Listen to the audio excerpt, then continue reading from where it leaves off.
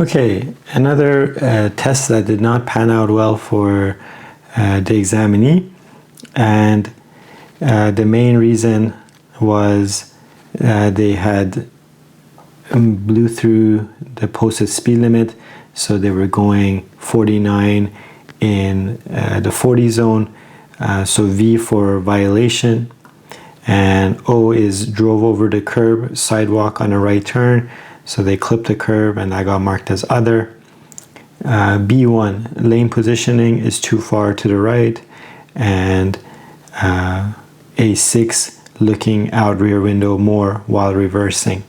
So quite a few things there that causes road test failure. So we can go over a couple of these again with speed. So if you've got a 40 zone, the tolerance for speed is, generally speaking, 5%. So 5% of 40 is 2 kilometers an hour. So, you know, you can drive 38 to 42 and be totally fine in that range. Now, they're not generally going to get you just because you went 37 or 43, but you have to think there's got to be a cutoff somewhere, right? So if they accept 43, then students will go, well, is 44 okay? Is 45 okay? And then it's like, well, where should we draw that line, right? So I did actually have another student once go 45 in a 40 zone, and the examiner wrote 40 means 40. So depending on the examiner you get, they can be very strict about that. Now, drove over the curb, sidewalk on a right turn. Again, so when you're coming up to make a right turn, we have to be careful with our speed, right? So how are we going to approach this intersection, and how are we going to go into this turn, right? So you don't want to turn the steering wheel before your curb has started curving over to the right.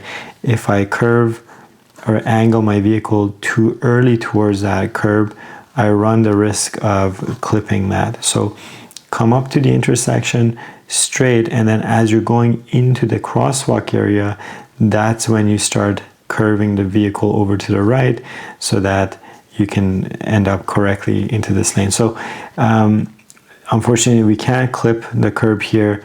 We can't borrow any of that lane there, so it is a particular range that they want to see this happen in.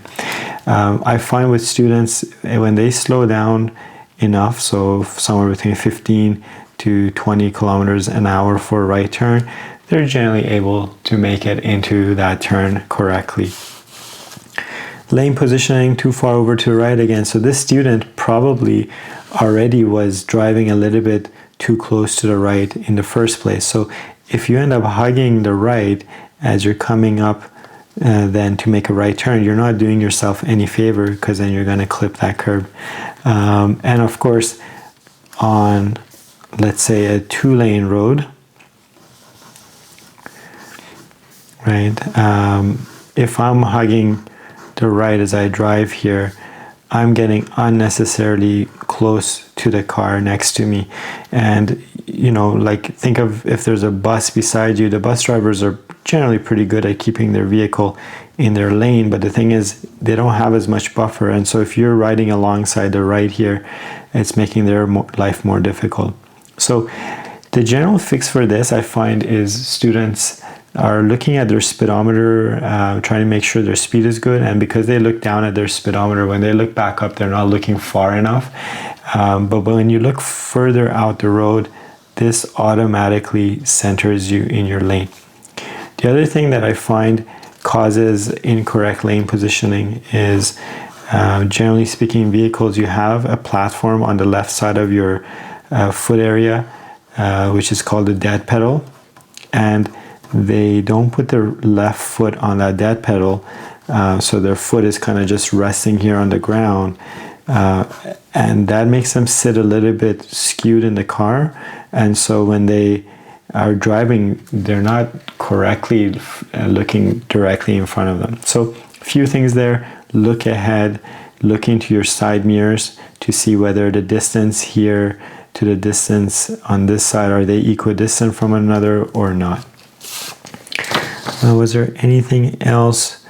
So E1 signaling, they perhaps signal late, or they